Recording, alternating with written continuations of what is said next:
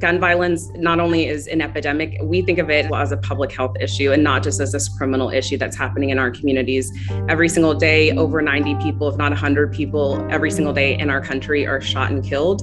And every single year, it's around 40,000 people. Gun purchases have skyrocketed during the pandemic. Just to put it mildly, in 2020, there were almost 20 million guns purchased, almost 5 million gun increase from 2019 when there were 15 million guns purchased. There are all these root causes of gun violence, and it's not just the mass shootings that we hear about every day, but it's also just people having access to firearms and deciding to pick those up. There are actually real solutions to this, but because we have grown up and throughout our lives and watched TV shows and heard politicians say we need to get tough on crime, we need to have longer sentences, we need to put people in jail, and let's just use prison, people think that that's going to work. But if we just keep resorting to that, people will die.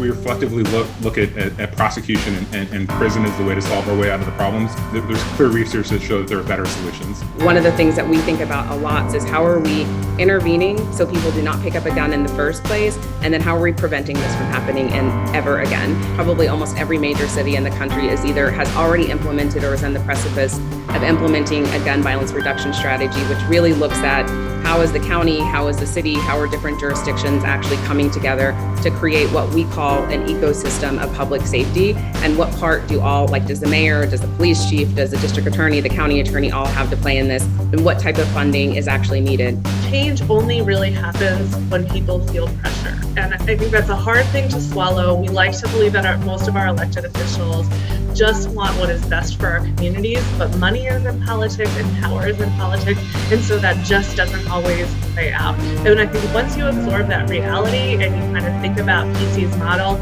it is so effective because it looks at what's possible but not quite happening, and it kind of shoves it over the edge. So what we say to politicians when we're talking about this issue or how to fund these community-driven work, we think about, you can pay for gun violence either on the front end and intervene, or you can pay for it on the back end whenever people in your community are dying.